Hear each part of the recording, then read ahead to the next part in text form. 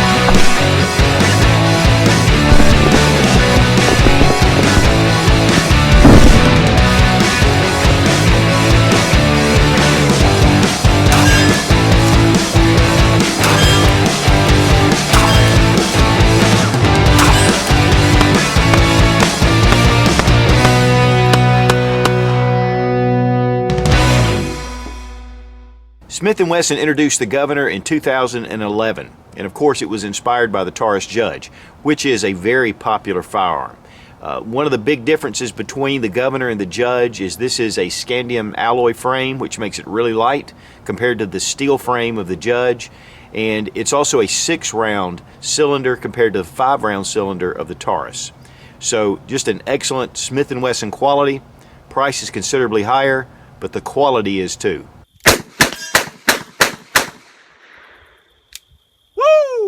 The Governor!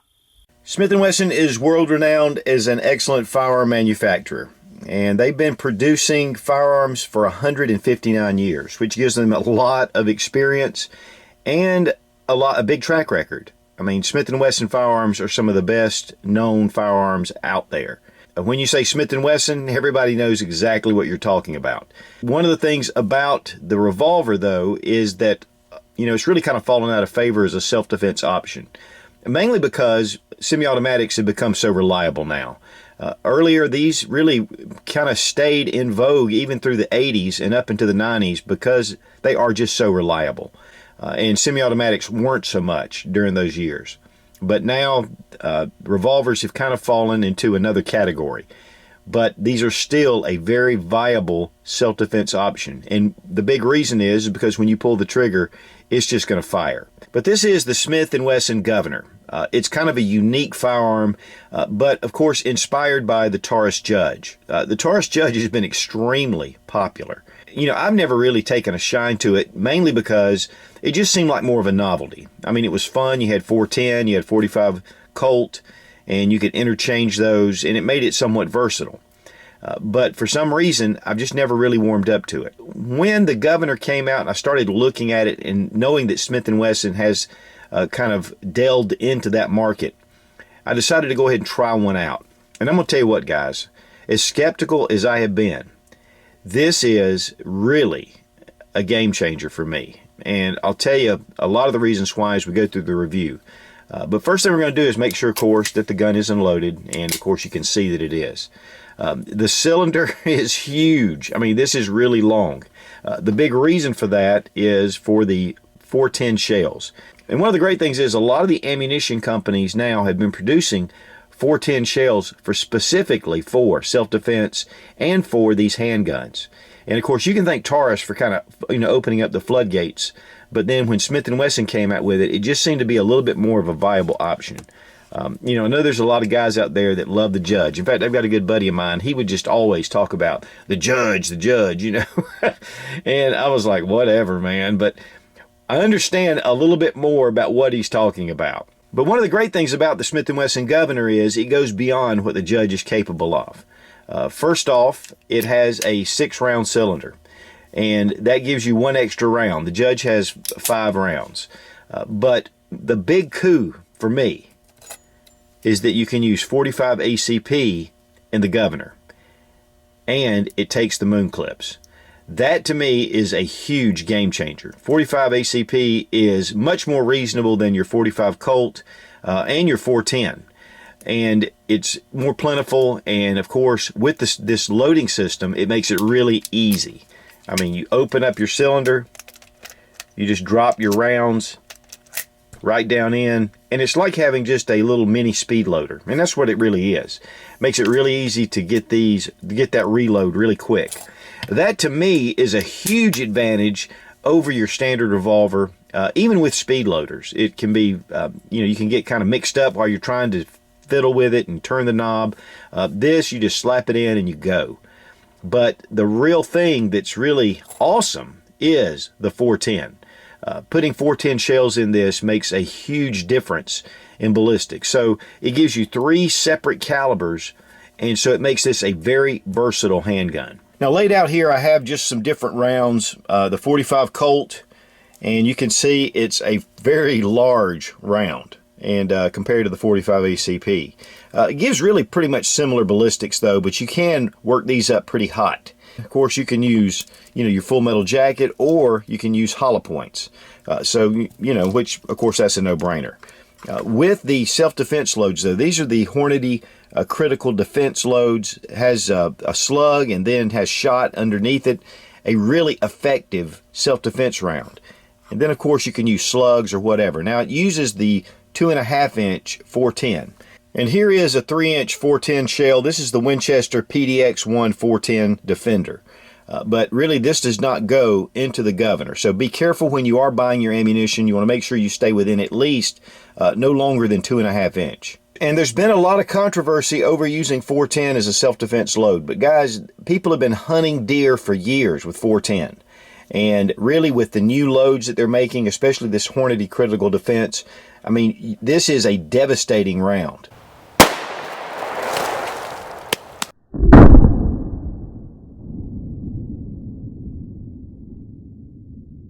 Now, one of the things great about the Governor, it's a large pistol. In fact, it's a Z frame. And that has a lot to do with the size of this cylinder. But with that being said, it is a very light pistol.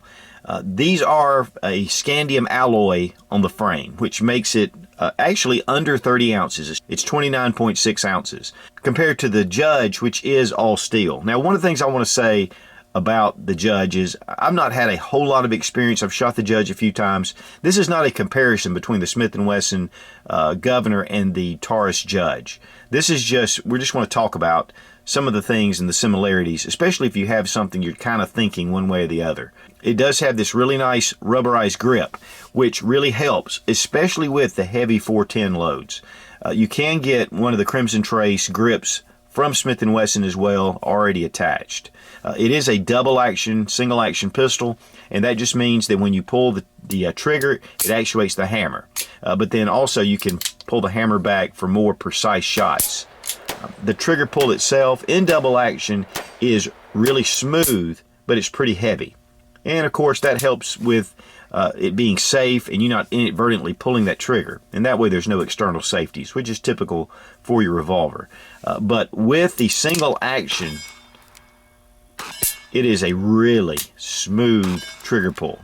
And that's what you expect typically with Smith & Wesson revolvers. Of course, to open up the cylinder, just take and push the latch and it brings the cylinder right out. And just a really smooth action. And that's one of the things about Smith & Wesson too, is the action. Everything is really smooth, really slick, and you can really count on it. Now the sights have a notched in rear sight that's squared off, and then you go all the way out to a tritium insert at the front. And this will help you, especially if you're using this in a low light situation. But the sights are easy to see, and with that white dot, you're able to really connect with that target quickly. The barrel is 2 3/4 inches in length. The overall length of the pistol is 8.5. The height is 5.5 inches, and the width is 1.75 or 1 3/4 inch in width. But it really belies its size because the weight is just so light. I really wouldn't want anything lighter than this because of the loads, but this really could be a carry option. Definitely for open carry, but even for concealed carry. Some say that the Smith & Wesson Governor cannot be concealed carry, but I disagree. Oh yeah.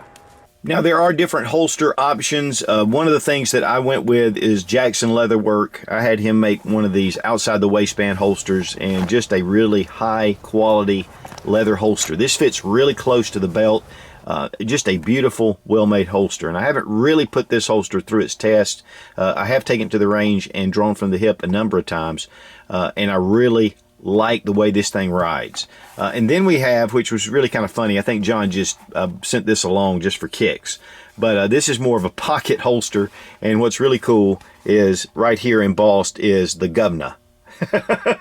So, you know, the governor is ready to go. And this actually does fit in your pocket, even in a jean pocket. I actually got it to fit, except that the handle stuck out just a little bit. Now, included with the governor are 2 6-round moon clips, and then you have 2-round moon clips. And the reason for the 2-round moon clips is pretty cool. In fact, I really like this idea. You can take the 2 moon clips, drop them in, 2 45 Colts, drop those in, and then 2 410 shells. And this is called the mixed 6. So you can decide where you want to start. One of the things I really like about this little system is that if you're hunting and you're out in the field and you need something for snake shot, great to have the 410. You could even put bird shot in there just for snakes. If you get into a more serious situation with a 2-legged snake, or, you know, predator or whatever, you've got the extra rounds there to back that up. Now, not only do moon clips make it easier to load into your pistol, you're going to really have to have those if you're going to shoot 45 ACP. Here we have a regular 45. You can see that it's not rimmed, unlike the 45 Colt that has the rim right here. So your 45 Colt's going to rest right in the right place. Your 45 ACP is going to drop down in. So that's the purpose for the moon clips. One of the problems with the Taurus Judge is that it's a 5-round cylinder. So you're not going to be able to put those in there. Now, you probably could put the 2-round moon clips and get away with some of that. But you can't use the 6-round, obviously, because there's only 5 holes. Now, one of the things about moon clips is removing your 45 brass. It can really, because these are really steel and they're very thin, it can be a real chore to pull these off. One cool thing, and I got this on eBay, it's a shell removal tool for your moon clips. It's just a hollow tube with a little shelf on it and a handle. You slide it over and you just lift up. Slide it over and you can lift up. Now, these will drop down in. In fact, it'll hold 6 45 ACP rounds in the tube, so you can just go through and just drop them in.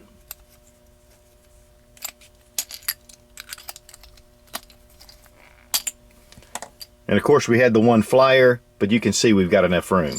And then put them in your bag for reloading. Now, also along with the moon clip tool, I got a bunch of just regular moon clips. These are small little metal, stamped metal pieces, and after a while they can bend and get out of shape. And so having a bunch of these is really neat. And they're very cheap. I think this, with the tool and everything, was like $19. Now, of course, this does come in the blued version. This is a stainless steel cylinder, stainless steel barrel, but it does also come in the stainless color. Of course, it is a scandium alloy frame that has a finish on it to match the raw stainless steel cylinder. And as far as price, the MSRP is $869. But I saw it in a number of places for just over the $750 mark. And for a pistol, Smith & Wesson revolver, and guys, if you've been pricing revolvers, they are fairly expensive. So the debate will continue on whether this is a viable self-defense option. But really, with what I've experienced, this would make an excellent field gun, home defense gun, self-defense gun, car gun. Up close and personal, this thing is devastating. And I want to thank HPR for providing the 45 ACP and the 45 Colt for this review. Just really high quality ammunition. Those guys are great. So the Smith & Wesson Governor, you know it. Thumbs way up. Be strong, be of good courage. God bless America. Long live the Republic.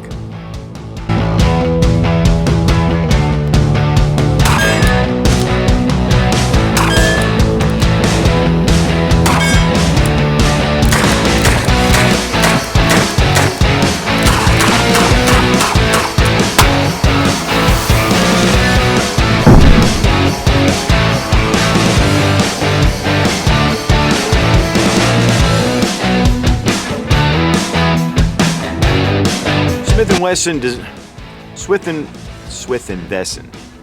Now this is a man's gun. Oh yeah.